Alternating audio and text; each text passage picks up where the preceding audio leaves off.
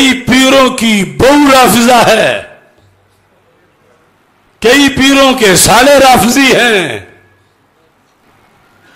اب آپ جا کے پیروں کے ہاتھ چوم رہے ہیں تو تلاشی بھی تو لیا کرو، کہیں ان کی چھتری کے نیچے تو جا کے تم نہیں بیٹھ رہے کہ جہاں وہ بھی بیٹھے ہوئے ہیں یا بیٹھتے ہیں جو یہودیت اور نصرانیت سے زیادہ دین دشمن ہیں۔ حفاظت دین کے اصول ایک ایک اصل کروڑوں لوگوں کا ایمان بچا سکتی ہے۔ اور اب میں جب بولتا ہوں، ایک جگہ بولتا ہوں، پابندی ہے مجھ پہ، یعنی اتنی پابندی ہے۔ یہ تو پھر ایسے بھی ہے جن کو نیشنلٹی دی گئی ہے یورپ میں، امریکہ میں، جن کے ویزے لگتے ہیں، جن کے دورے ہوتے ہیں، اور میری تصویر بھی وہاں گردش نہیں کر سکتی۔ وہاں تو کہا کیا، یہاں بھی آئی ڈی پہ لگاؤ تو فوراً بلاک ہو جائے گی۔ کبھی سوچا بھی تو کرو، اگر وہاں بیٹھ کر درس و تدریس اور تبلیغ دین اور کتابیں لکھنے سے یہودیت کو کوئی ضرب لگتی ہوتی تو طاہر القادری کو گود میں کیوں بٹھاتے؟ اگر ہماری تصویر برداشت نہیں، وہ پورا کیوں برداشت ہے؟ اس کے ادارے کیوں برداشت ہیں؟ یا یہ دوسرے پیر جو مناظرے کا چیلنج بھی قبول نہیں کرتے، بھاگتے باہر چلے جاتے ہیں۔ کم از کم رہتے تو پاکستان میں کہ خود ہی ایک تحریک عظمت آل و اصحاب رضی اللہ تعالیٰ عنہم، ان کا صوبہ پنجاب کا صدر سید منور حسین بخاری، ہمارا تو بندہ نہیں، ان کا صدر پنجاب کا، وہ کہتا ہے یہ دو بندے مناظرہ کریں۔ میں کہتا ہوں ٹھیک ہے میں کروں گا، لیکن اپنے بندے کی جب باری آتی ہے تو وہ پتہ چلتا وہ تو برطانیہ بھی پہنچ گیا ہے۔ اور یہاں ہم نام بھی نہ لیں کسی کا کہ فلاں آستانہ ایسا ہے، فلاں آستانہ ایسا ہے، نام بھی نہ لیں، صرف ان کا کوئی کام ہی بتا دیں تو فون پہ فون ہمیں بدنام کر دیا، کیوں کیا۔ تو میں کہتا ہوں ہمارا کام ہے دین کو بیان کرنا، اور دین بیان کرتے وقت چہرے نہ دیکھنا، قرآن و سنت کو دیکھنا۔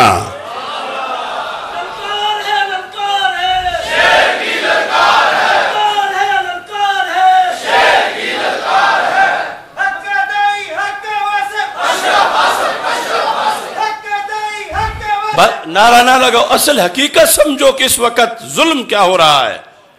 اب یہ کتاب ہے اصول الدین، اسی دین کے اصول، یہ کسی زمانے میں پیران پیر دستگیر حضرت غوث اعظم رضی اللہ تعالی عنہ نے بیان کیے تھے۔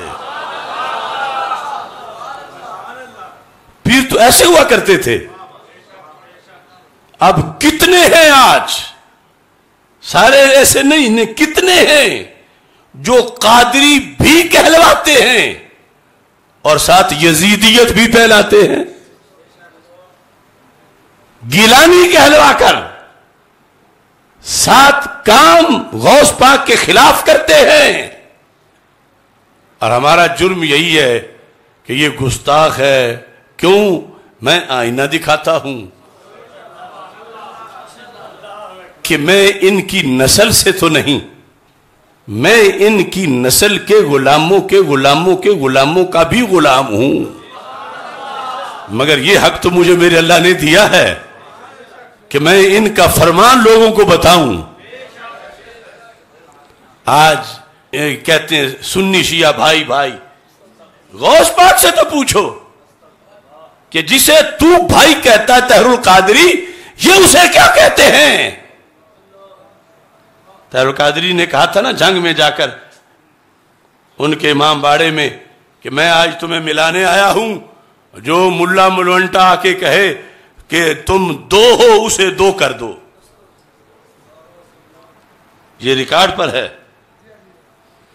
غوث پاک کہتے ہیں دو ہیں، وہ کہتا ہے ایک ہے سنی شیعہ، اور پھر کہتا ہے میں قادری ہوں. تو پھر کشک والے کاف والا تو ہو سکتا ہے، دو نقطوں والے کاف والا نہیں ہو سکتا. حضرت غوث پاک رضی اللہ تعالیٰ عنہ کا، ورنہ یہ حوالہ جات تو سارے پیش کرتا چونکہ ٹائم مختصر ہے. آپ نے فرمایا 346 صفحے پر کہ یہ روافض اور یہود ان کی مشابہت کیا ہے. یہ آپ کا موضوع تھا اصول دین کے ایک چیپٹر میں کہ یہودی رافضی بھائی بھائی. یہ غوث پاک نے اس وقت بتایا، دلیلیں دی. کیسے؟ کہتے ہیں کہ وَالْيَهُودُ لَا تَرَى عَلَى النِّسَاءِ عِدَّةً وَقَدَ الرَّافِضَةِ. یہودیوں کے نزدیک عورت جب ایک مرد کے نکاح سے نکل جائے تو اس کی عدت نہیں ہوتی. ہمارے ہاں تو عدت ہوتی ہے نا، طلاق کے بعد عدت ہے اور اس کی حکمتیں ہیں. تو غوث پاک کہتے ہیں قدر رافضہ، جیسے یہود عورت کی عدت نہیں مانتے ایسے روافض بھی عورت کی عدت نہیں مانتے. پھر آپ فرماتے ہیں وَالْيَهُودُ حَرَّفُوا التَّوْرَاتِ. یہود نے تورات کی تحریف کی، آیتیں بیچیں. وَقَدَ الرَّافِضَ حَرَّفُوا الْقُرْآنَ لِأَنَّهُمْ قَالُوا الْقُرْآنُ قَدْ غُيِّرَ وَبُدِّلَ. فرمایا ادھر یہود کہتے ہیں ان کا کردار تھا تحریف تورات، اور ادھر اگرچہ قرآن بدلا نہیں ہے لیکن انہوں نے اپنی کتابوں میں دعویٰ کیا ہے کہ قرآن بدل چکا ہے.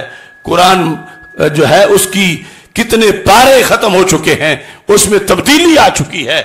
جیسے وہ یہود اپنی کتاب کی تبدیلی کے قائل ہیں اور کیا انہوں نے، ایسے ہی یہ بھی ہیں. تیسری کہتے ہیں وَالْيَهُودُ يُبْغِضُونَ جِبْرِيلَ وَتَقُولُ هُوَ عَدُوٌّ مِنَ الْمَلَائِكَةِ. یہودیوں کی جبریل سے نہیں بنتی، حضرت جبریل علیہ السلام سے. وہ کہتے ہیں یہ فرشتوں میں سے ہمارا دشمن ہے، فرشتوں میں سے ہمارا دشمن ہے. فرما وہی بات ان میں بھی پائی جاتی ہے. رافض کہتے ہیں معاذ اللہ کہ سارا فرار جبریل نے کیا. واحد تو تھی مولا علی رضی اللہ تعالیٰ عنہ کی، اور یہ حضرت محمد صلی اللہ علیہ وسلم پہ لے گیا. غوث پاک کہتے ہیں یہود کہتے ہیں لا تصلح الامام لرجل من آل داؤد. یہود کہتے ہیں امام، خلیفہ، امامت ہمیشہ نبی کے بعد ان کی آل میں رہے گی. اس واسطے وہ کہتے ہیں کہ آل داؤد میں ہی ہمیشہ کے لیے امامت رہے گی. یہ یہود کا نظریہ تھا. اور غوث پاک کہتے ہیں ایسے ہی ان کا ہے کہ قیامت تک مسلمانوں کا امام جو ہے وہ ضروری ہے کہ اولاد علی میں سے ہو. دیکھو کتنی گہری باتیں ہیں. خلافت صدیق اکبر کا انکار یہودی فکر کی بیس پر ہے. لکھا کس نے؟ غوث پاک نے لکھا ہے. غوث پاک لکھ رہے ہیں. اور پھر آخری بات ختم کر کے بات اپنی وائنڈ اپ کر رہا ہوں. غوث پاک کہتے ہیں جس نے قادری بننا ہے اس نے رافضی سے ہزاروں میل دور گزرنا ہے.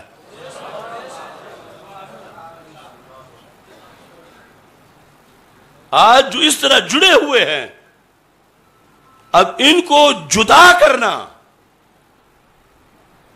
سیدھے رستے پہ لانا، اس کو کہتے ہیں تحریک اصلاح۔ اصلاح بگاڑ کو ختم کرنے کا نام ہے نا، بگاڑ پر آنکھیں بند کرنے کا نام تو نہیں۔ اسے کہتے ہیں اصلاحی تقریر۔ آج تقریر کرنے والے کو کوئی گالی نہ دے، ایسی تقریر ہو، اگر یہ اصلاحی تقریر ہے۔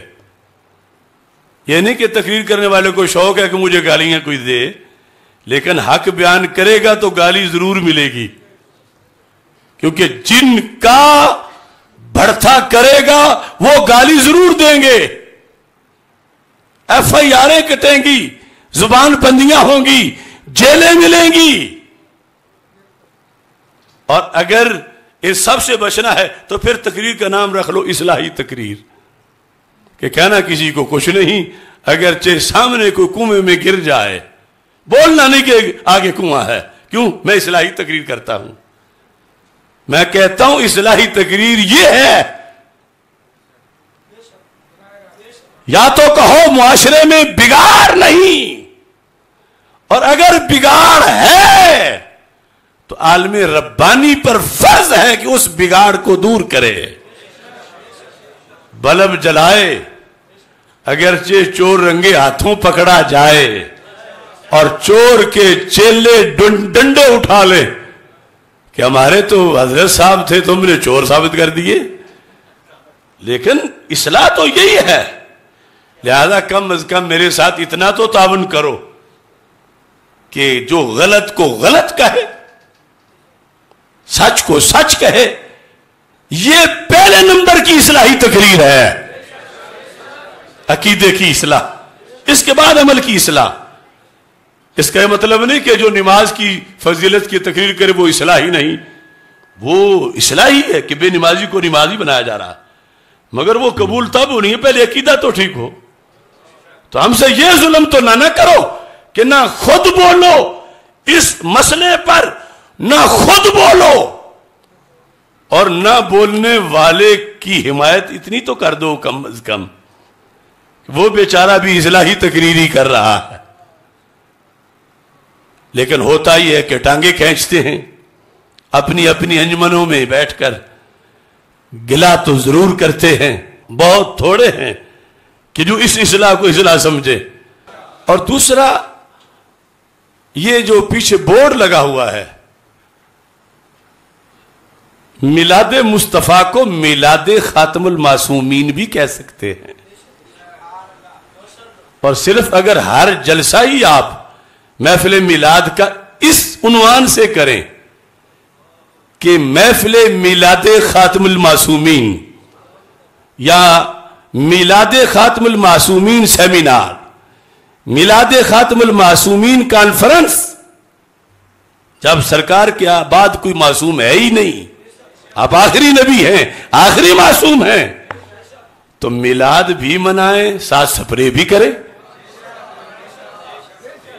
اور اللہ کا فضل ہے کہ اس بار پورے ملک میں بہت سی جگہوں پر رائج ہوا، اور انشاءاللہ رائج ہوگا، صرف اس سے ہی بڑی تبلیغ ہو جائے گی، اس سے۔ اور یہ درود جو اذان کے بعد پڑھتے ہو تو اس میں یہ معمول بناؤ، الصلاۃ والسلام علیک یا سیدی یا خاتم النبیین وعلی آلک واصحابک یا سیدی یا خاتم المعصومین۔ نعت سے پہلے بھی یہ پڑھ سکتے ہو، ختم شریف میں بھی پڑھ سکتے ہو، اور یہ بہت ضروری ہے۔ ایک عالم دین جس کی داڑھی سفید تھی، لاہور کی بہت بڑی درسگاہ سے پڑھا ہوا تھا، اب دیکھو لاہور میں ایک تقریب میں دعا مانگنے لگا تو 12 امام 14 معصوم، جب اس نے دعا مانگی تو ہمارے ایک بچے نے پکڑ لیا کہ بابا جی تم تو فلاں درسگاہ کے پڑھے ہوئے ہو، اور ہمارے دادے جتنی عمر ہے تمہاری، تمہیں یہ پتہ نہیں ہے کہ آخری معصوم آمنہ کے لال ہے؟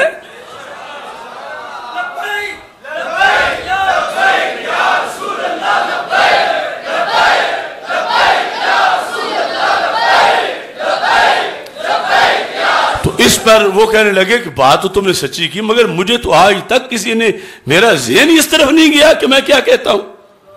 تو کچھ ایسے بھی معذور لوگ ہیں. تو اس بنیاد پر ہر فرد پہ اصلاح لازم ہے کہ وہ اصلاح کرے. اور یہ جو آپ کتابوں میں پڑھا سنا کرتے تھے کہ فلاں زمانے میں فلاں اصلاحی تحریک شروع ہوئی اور پھر اس کے یہ نتیجے مرتب ہوئے، تو ہم انہی مجددین کے غلام، خادم، ورکر اور کارکن ہیں. اور انشاءاللہ ویسے ہی اصلاح ہوگی.